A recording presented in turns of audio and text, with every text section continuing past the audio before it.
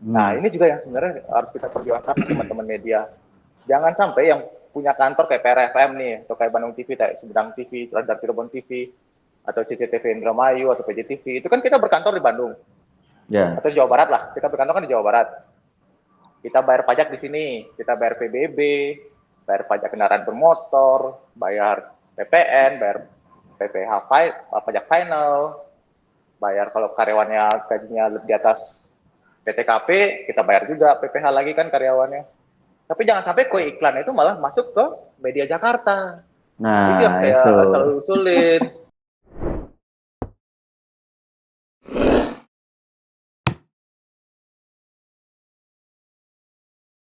Baik para subscriber dan juga pendengar PRFM serta masyarakat di Indonesia, kali ini pada Hari Pers Nasional yang akan ataupun yang jatuh pada hari ini pada 9 Februari 2022, kita alhamdulillah sudah bersama dengan Mas Alit Suwirya ya, Mas Alit Suwirya atau Kang Alit ya, Kang Alit yang sudah bersama kami. Beliau merupakan perwakilan Asosiasi Televisi Lokal Indonesia Jawa Barat, sekaligus Direktur Bandung TV ya, Mas ya? Iya, betul Kang. Nah, baik.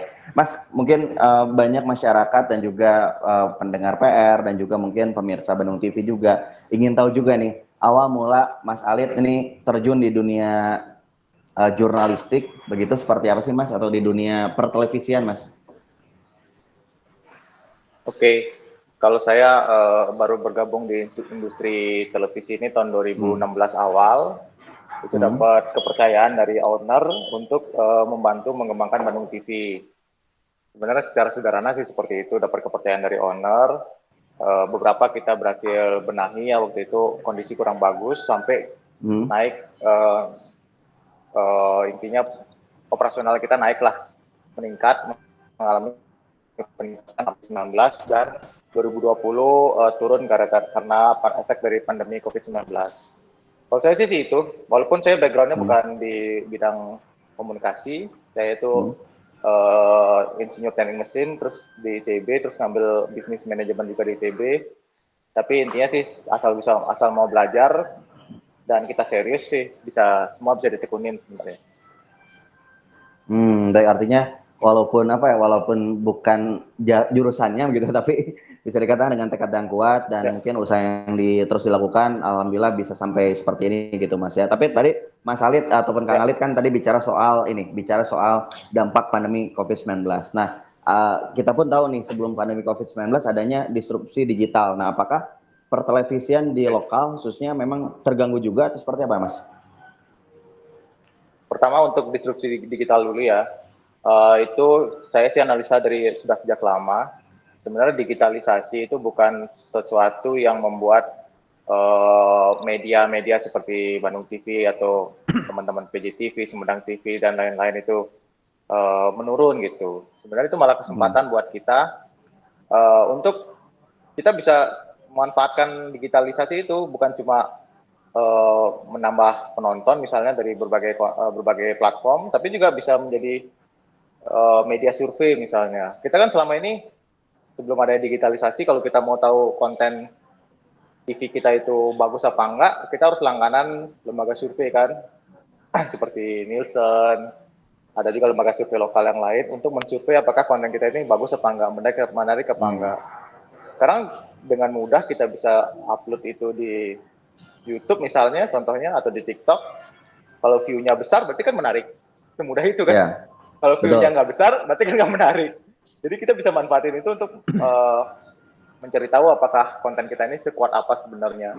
Karena selama ini banyak pakai asumsi lah sebelum ada digitalisasi. Itu sih yang pertama. Selain itu dengan ada digitalisasi sebenarnya ini kesempatan kita juga untuk mencari iklan dari dari agensi-agensi Jakarta yang selama ini notabene untuk placement iklan di daerah itu selalu dia pakai hasil survei kan, sedangkan media kecil kayak kita langganan survei Nielsen belum tentu sanggup. Nah Ya. begitu dia lihat view kita kasih aja nih view kita sekian nih, view kita sekian, uh, dia akan langsung pikir, oh ini ternyata ada penontonnya juga ya, menarik juga, jadi dia bisa placement di kita. Sebenarnya sangat digitalisasi ini sangat membantu. Kalau dibilang terjadi disrupsi, Justru dari ini jadi kesempatan sih sebenarnya buat kita juga untuk introspeksi juga. Misalnya kita merasa selama ini, wah konten kita udah oke nih, ternyata ada juga anak-anak remaja gitu baru lulus SMA yang bikin konten ternyata oke juga nih. Konten kita nggak begitu bagus dibandingin konten mereka, ya kan kita bisa ajak kolaborasi, kita bisa dapat talent dari sana. Banyak sebenarnya peluang. Kalau dipikir kue iklan akan berkurang dengan adanya disrupsi digital, saya pikir nggak juga ya.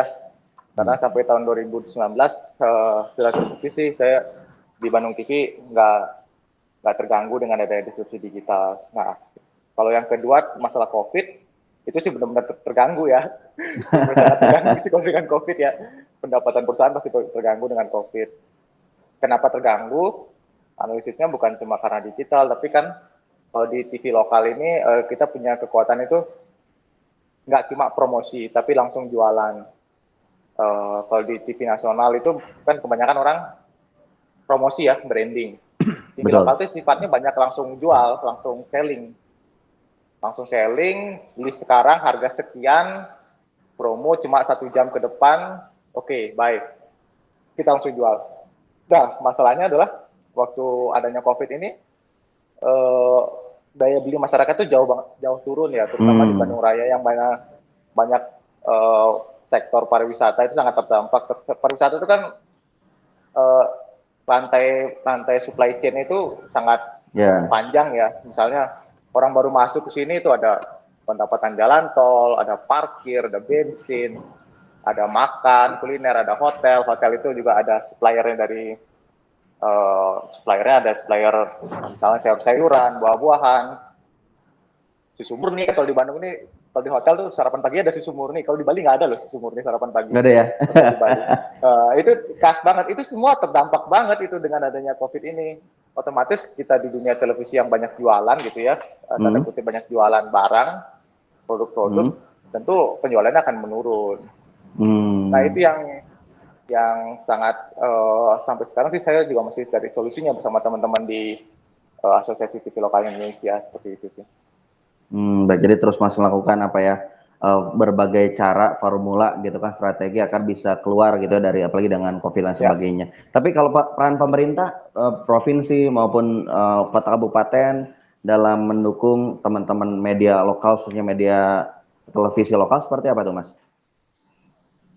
Oke, nah kalau dari segi peran pemerintah sebenarnya ini sudah saya sampaikan atau pernah saya sampaikan, mungkin ingat apa enggak, pemerintahnya sejak sebelum COVID. Misalnya gini, kan ada Pak Gubernur tuh pernah mengusulkan kalau nggak salah jumlah desa di Jawa Barat itu ditambah gitu ya. Karena penduduknya ini besar, Jawa Barat, tapi jumlah desa dibandingin Jawa Tengah ataupun Jawa Timur lebih sedikit. Kalau nggak salah gitu ya, mohon dikoreksi nanti nih. Teman PRFM pasti lebih banyak datanya. Oke, misalnya kenapa dia minta jumlah desa ditambah? Karena kan ada dana desa tuh. Dana desa per desa sekian. Kalau jumlah desanya sedikit, otomatis dananya sedikit dong. Betul. Itu lebih banyak daripada Jawa Barat, Jawa Tengah atau Jawa Timur. Oke, berarti kan Pak Gubernur itu memperjuangkan yang namanya keadilan, benar nggak? Supaya ada keadilan di pemerintah pusat dalam hal anggaran. Nah, ini juga yang sebenarnya harus kita perjuangkan teman-teman media. Jangan sampai yang punya kantor kayak PRFM nih, atau kayak Bandung TV, kayak Sumedang TV, Radar Cirebon TV, atau CCTV Indramayu atau PJTV, itu kan kita berkantor di Bandung atau Jawa Barat lah, kita berkantor kan di Jawa Barat, kita bayar pajak di sini, kita bayar PBB, bayar pajak kendaraan bermotor, bayar PPN, bayar PPH pajak final, bayar kalau karyawannya gajinya di atas PTKP, kita bayar juga PPH lagi kan karyawannya. Tapi jangan sampai kue iklan itu malah masuk ke media Jakarta. Nah, itu yang saya selalu usulin. Jangan sampai ada kue iklan misalnya nih, budget humas 100M, 50M. Ke media Jakarta 25M, jangan gitu dong. Itu kan media Jakarta kan pajaknya di Jakarta. Kan itu pajak pajak itu jangan cuma dipikir PPN ya, kan ada pajak PBB, ada pajak bumi bangunan. Kita kan kantor di sini. Kita kontribusi kita ke daerah sini kan.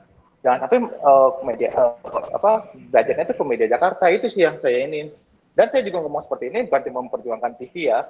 Kan radio itu kalau kita ngomong di KPID, radio itu sampai di pelosok-pelosok juga banyak ya. Sampai di pelosok-pelosok banyak banget ada radio-radio yang punya komunitas walaupun orangnya mungkin penontonnya pendengarnya 1.000 orang, 10.000 orang, kan nggak ada masalah, tinggal disesuaikan aja budgetnya kan. Jangan sampai mau mikir, pemerintah tuh mau mikirnya gampang aja, udahlah pasang di TV nasional, sekian M, beres semua orang nonton, ya nggak gitu. Itu kan namanya sama kayak tadi perjuangan Pak Gubernur tadi, yang nambah desa kan, menambah desa supaya ada keadilan anggaran, seperti itu. Kalau saya sih mikirnya gitu. Betul. Baik, artinya harapannya baik lagi ya, karena kita pun tidak bisa memungkiri gitu kan adanya kebutuhan yang tadi ya, harus ada perputaran cash flow-nya kudu jalan gitu Mas Alit ya. Tapi Mas, mungkin terakhirnya apa nih harapan di Hari Pers Nasional ini, terutama untuk ya media televisi, untuk radio, untuk media cetak online, seperti apa Mas harapannya? Oke, kalau saya harapannya sih sebenarnya untuk teman-teman pers, teman-teman media semua, kita tetap jaga konsistensi, jaga idealisme. Boleh kita cari traffic, tapi kita jangan jual idealisme kita untuk traffic. Tetap konsisten sama niche marketnya masing-masing. Misalkan kalau Bandung TV kita konsisten di budaya, ya oke lah kita garap aja budaya. Jangan tergoda untuk pindah gitu. Kayak saya beberapa kali tawarin mau tayangin drama Korea nggak valid gitu, enggak lah.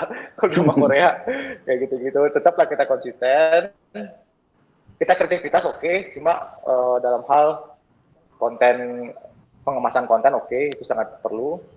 Tapi konsistensi, misalnya PRFM konsistensi di news, ya udah lanjut news. Yang pasti karena kita punya kekuatan pers, ini adalah unsur demokrasi keempat ya. Dan ini harus kita manfaatin juga, kita harus jaga keberlangsungannya. Dan tentunya saya juga banyak belajar dari teman-teman PR sih, karena luar biasa banget kreativitasnya sampai sekarang. PR digital ya udah bisa nomor 1 ya kalau nggak salah di Alexa ya. Itu juga sangat luar biasa, saya juga banyak belajar dari sana. Itu ya sih, tetap konten pasti kita perhatikan, cuma bagaimana strategi menjangkau pemirsanya atau menjangkau penonton atau pendengar, itu sih yang harus digali terus. Itu aja sih saya. Semoga sukses terus buat teman-teman pers di Indonesia. Amin. Amin. Semoga teman-teman di televisi, khususnya televisi Bandung TV juga semoga semakin sukses juga ya, Mas Alit ya. Hatur nuhun pisan. Terima kasih Kang Fauzi. Hatur nuhun, nanti kapan-kapan kita bertemu lagi ya. Baik, terima kasih para pendengar dan juga subscriber channel TPR FM. Inilah perbincangan kami bersama Kang Alit yang baru saja berbincang tentang dunia pertelevisian. Tentunya jangan lupa like, comment, dan subscribe. Hatur nuhun. Assalamualaikum warahmatullahi wabarakatuh.